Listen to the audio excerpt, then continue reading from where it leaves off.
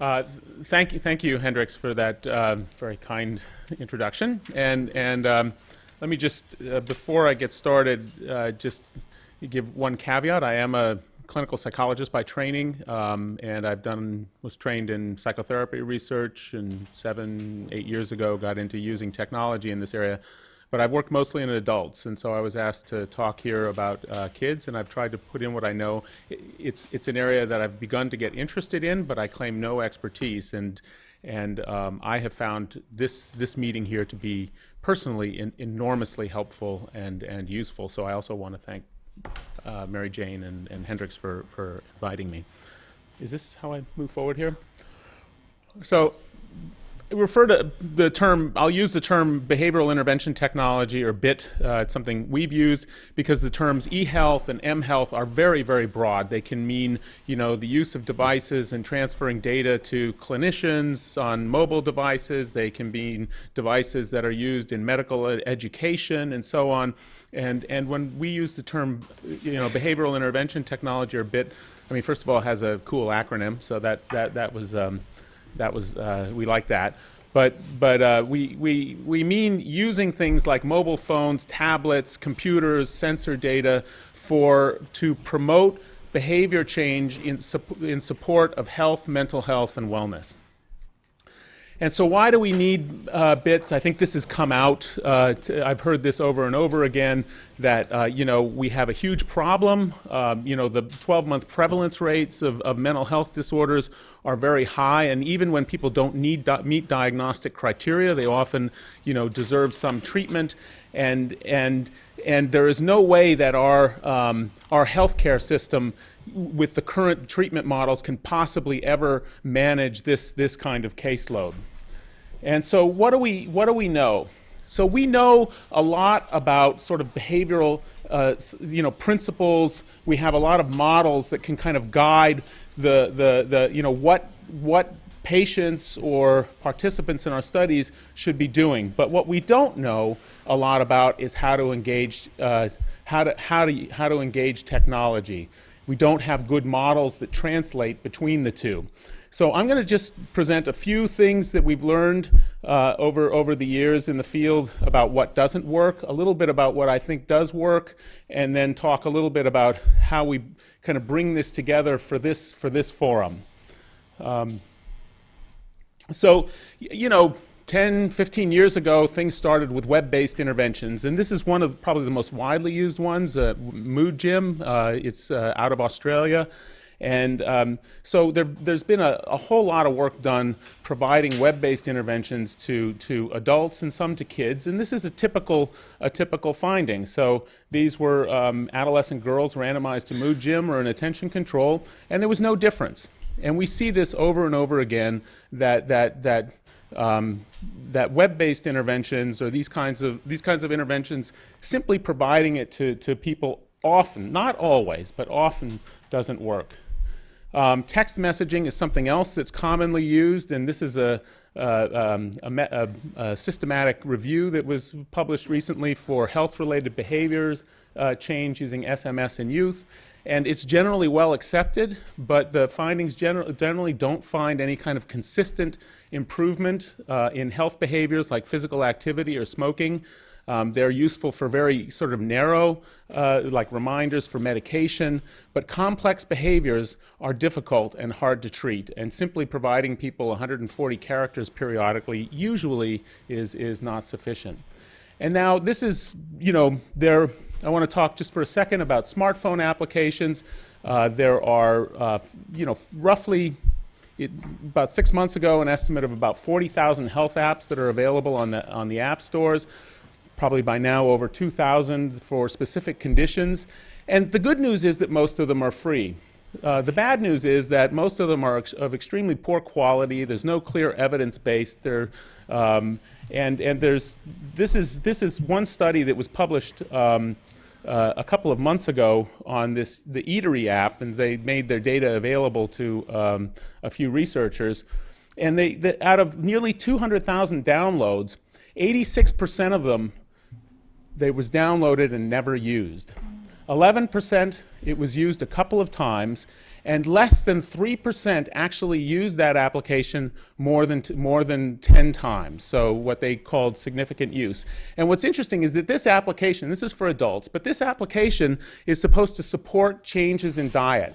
And virtually all of the people who were using it said that they were already engaged in some sort of diet change activity. So a lot of the applications, we put applications out there, but even if they get downloaded, they're not likely to be used. And when they get used, they're not necessarily going to be used by the people who need to use them.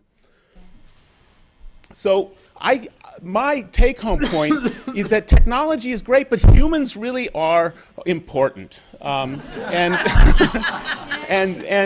so this is a from a few meta-analyses now on again web-based treatments where there's enough data, and so standalone web-based treatments generally, they probably work for some people, but generally don't have a big impact. But if you put a human behind it in the form of a coach, you get much larger effect sizes that start to look like the kinds of effect sizes you see in treatment. And this kind of coach support doesn't have to be 45 minutes of a therapist on the phone. A lot of this coaching is very brief phone calls or text or some kind of support. So one of the questions that we've started looking at is, what is the nature of that support? What helps people stay adherent? And this is a model that we published and we've been kind of working on and thinking about over the last few years.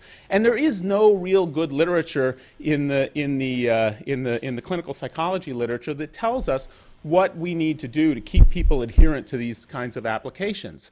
And partly that's because in psychotherapy, adherence to psychotherapy and the process of delivering treatment they're embedded in each other. Here, we're beginning to separate out the two, right? And so when we looked at the literature, there were three areas of literature that were helpful. One was organizational psychology, because organizational psychology studies how a few people can get a lot of people to do stuff. Another is the motivational theory, and the third area is computer-mediated communication, where they've been studying sort of, communication at distances for a long time. So borrowing from organizational psychology, one of the key concepts that they use is this idea of accountability. And what they mean by accountability is very specific. It means that you know that you are going to have to talk to somebody at a given point in the future about whether you did or did not do something. And that sounds a little harsh, but it doesn't necessarily have to be. It can be embedded in a relationship where there's bond. And then another thing that they construct from organizational psychology is this construct of legitimacy that enhances the effect of accountability. And that is conveying benevolence. That is, that you have the other person's best interests at heart, and the other is expertise, that you have something of value to offer. And so when we provide this coaching, we often embed these features in things. Like if there's a message, it comes from a coach who is a certified e-health coach or something. So embedding kind of these kinds of messages within the support framework. With motivation, we think that some people do use these, and they're intrinsically motivated. They don't necessarily need that much support. But most people need some degree of support, maybe not the same amount. And so we need to develop models that can begin to find the right amount of support, not a one-size-fits-all. And then the third here is communication bandwidth. And so we assumed when we started that if you think about communication through media, different media have allowed different amounts of cues to go through, right? So you can see me, you have visual cues, you can hear the words that I'm saying, you get the prosody, the paralinguistic features of my voice, you have the latency and so on. And so there's a lot of information going through there. When you do it over the telephone, you strip out the visual cues. When you do it over messaging, you strip out the prosody. You still have some latency cues. When you do it over email, some of the latency cues are gone. So it gets leaner and leaner. And the assumption that we had and the communication people had was that more bandwidth is better. And in fact, what they found is that that's not true, that leaner communications channels can provide stronger relationships, especially initially. And the reason for that is that we as humans, we make positive inferences in the absence of information.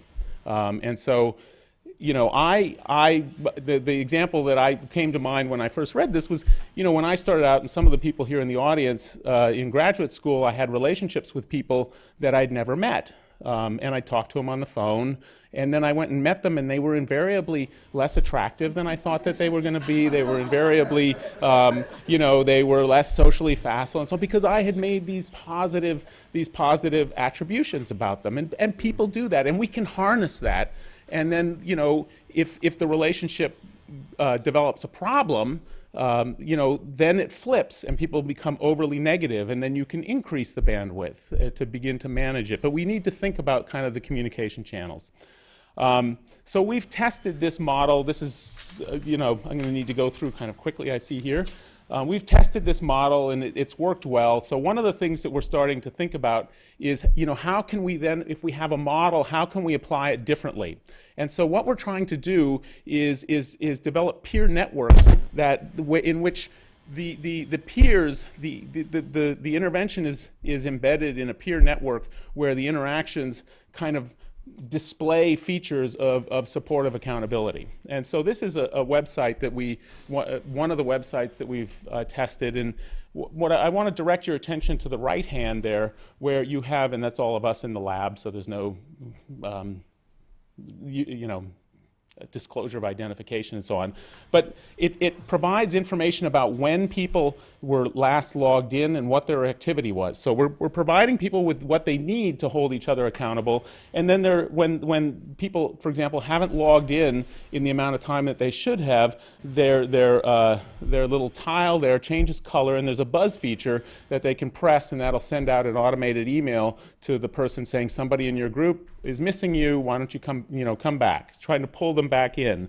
In each of the features, this is some of the didactic content. There's room for comments that can be made, and the comments create community, but they also display accountability. So it says, I've read this, and then somebody can comment on the comment which says, I see that you've read it. So it's essentially the features are embedded in there. The same kind of thing is in the tools. And we've done this now in a few groups.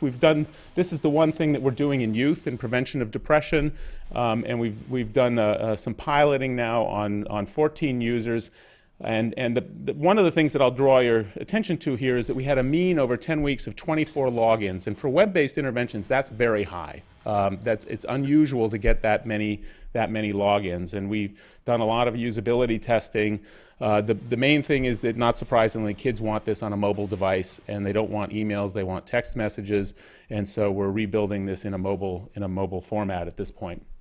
We've also done this a little bit with, we're doing this with cancer survivorship, and this was a pilot that we did there with the peer support, the model, and then just the website alone. And you can see there was a difference there in depression outcomes after 6 weeks of about 0.4 standard deviations, and you know, again, far more logins in the networked version.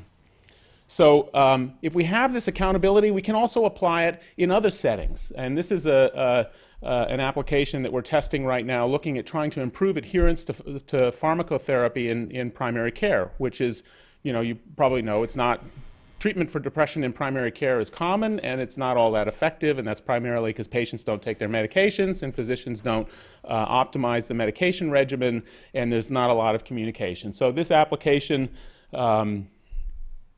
essentially, they get an electronic pill dispenser that is cellularly enabled, so it can send a signal as soon as it's been opened. We get that. We can provide just-in-time reminders for people when they forget. There's an application that assesses their symptoms and side effects once every week. We can provide them some targeted information, but that information then can be brought back up to the primary care physician with their symptoms, their side effects, and decision support, you know, what they should do, and we can drive an interaction between them. So essentially, that kind of supportive accountability, we can get that applied also through existing care providers. So the point is, you know, I think that we have this is don't have much time. This is another mobile app that we've developed for the treatment of depression, and preliminary data suggests that it works. But to get through here, the point is that the system is important, and I think as we start to think about these technologies, we need to embed them in systems, and we need to think about who can support them. And that support doesn't have to be a lot of time, and it can be embedded in the workflow of people who are involved in it. But without that, I don't think we can just put an app on the App Store and tell kids to download it. It's not, we need to think a little bit more deeply about how these are going to be embedded in systems. Now, what I've talked about up until now is increasing motivation. And we're psychologists, that's what we do. We try to motivate people to do stuff. But from an engineering perspective, what you want to do is make things easier, right? I mean, we engineers, washing clothes by hand is hard, so they invented washing machines. It's nice to get up in the morning and, okay, it's not that hard to pour coffee into a drip filter, but if you have it made, it's a little nicer, right? Engineering tries to make things simpler, and so, that's another direction that we need to go in, and one of the directions that we're going with that is mobile sensing. And to begin to try to create intelligent systems that can use data to understand the context that users, patients are in. And so the mobile phones, I mean, some of us here may use Fitbits or devices, but even that, most people who use Fitbits are not the people that need it, right? People who are healthy and go jogging, they're the ones that get the Fitbits. People who are couch potatoes and don't do any exercise, they're usually not the first ones out there to get a device. So what we want to do, again, is fit it into the fabric of people's lives. People take their cell phones with them, and there's a lot of data on cell phones. There's data on location. There are motion detectors. We can detect Bluetooth. We can detect the social activity like texts, phone calls, emails that they get through there. We can detect everything that's going on their phone, whether they're using the internet, what kinds of applications they're using. We can get information on the hardware. We can link into other Bluetooth devices, and we can pull data that is available, like what the weather is in the person's neighborhood, which might be important if you want to suggest that somebody goes for a walk. If there's a thunderstorm, you don't suggest that they go out. So there's a lot of data that are out there that we can, big data, that we can begin to harness. And so if we think about what we've been thinking about, what we want to know, so I guess what we're doing is trying to collect that data and develop algorithms that can run on the phone to detect these states. And so, what are some of the things that we'd want to know for a behavioral intervention? Well, we'd want to know their location, not GPS, but semantic location. Are they at home? Are they at a movie theater, a place of entertainment, a friend's home? What's their activity? Are they working? Are they on an errand? What types of activities comprise this person's life? What's their social context? Are they alone? Are they with friends? Are they with coworkers?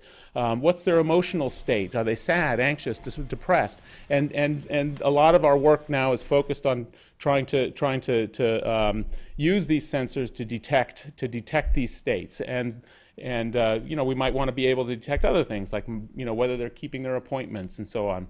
I'm sorry, I'm just about done. And then we can get to the point where we can have just-in-time interventions that can reach out, positively reinforce treatment congruent behavior, offer suggestions, provide information to clinicians or other people. And this is, if we're starting this now, and we'll take this to a phase 1 trial and a phase 2 trial and a phase 3 trial and a phase 4 trial, and so along that schedule, we should be done, ready. This should be clinically ready in 2022, right? So, what's our models?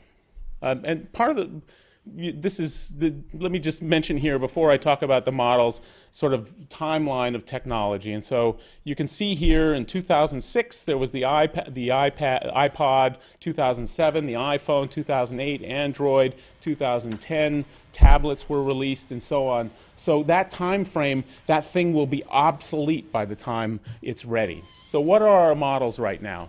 The academic model, we know, takes 15, 17 years to get something out. Well, we also have industry models, right? They move very quickly. They get information in from potential consumers. They can rapidly prototype and get things out. But they're not necessarily, some companies are, but most companies are interested in fulfilling a business model, not a clinical model. They want to sell it. Those 40,000 apps on the App Store, they're out there because somebody wants to make money, not most of the time not necessarily because they've tested something. And we have implementation models that Hendricks and others here are working on. So how do we integrate these? Let me go through this quickly. So we need models, we need methods to rapidly develop and test and integrate this kind of research into care. So what's the role of research? I would argue at this point, we are not testing apps. We shouldn't be in the business of building apps. We should be in the business of developing principles and partner with industry to build applications. And so what we need, I think, my space is our greenhouses, where we can rapidly develop prototypes and test them and then get them out. And what we've been doing is trying to develop an infrastructure to do that. A lot of people are doing this, and a lot of things can be reused. All of these tools, they need logging tools like for assessments, tools for delivering content, whether it's tools for visualizing content for users. They need notification elements. And all of these, in this field, everybody's developing this in silos, right? Everybody's developing the same thing, and that's, number one, it's inefficient. Number two, everybody makes mistakes. Nobody gets it right the first time. And number three, we're not sharing our lessons. And so what we've done is tried to do all of our development in ways that are extensible, modular, and shareable. We open source what we can, and that's essentially one of the core missions of the Center for Behavioral Intervention Technologies. And at this point, we've been supported by a P20 that's gotten this off the ground, but we now have 50 development projects that are going on in the United States. We have 3 projects in Africa, 2 in Latin America, and that are building on our infrastructure. And we are doing a lot of work in mental health. But we also increasingly are doing a lot in health behaviors. We are doing, the targets of these applications are patients, communities, physicians, nurses, and particularly in the developing world, community health workers. And we have a lot going on now, a growing amount in medication adherence. So where do we go from here? And I'm just going to leave these as some of the questions. What research infrastructure is needed for rapid prototyping and testing? I mean, we've done one thing that we think is useful, but I don't know that it's the only thing. And what are for this audience, what are the needs, the use cases? Where can this kind of thing be applied? What's the role for academic and industry partnerships? How do we as academics begin to transfer our knowledge to industry where it can actually be used? How do we integrate research and implementation so that we're not waiting 17 years, so that our testing can actually be done in the field where it's needed and not in some rarefied clinical trial where some group of patients that doesn't really necessarily doesn't necessarily look like the end users is the original test case. So I'm way over. I apologize, but thank you.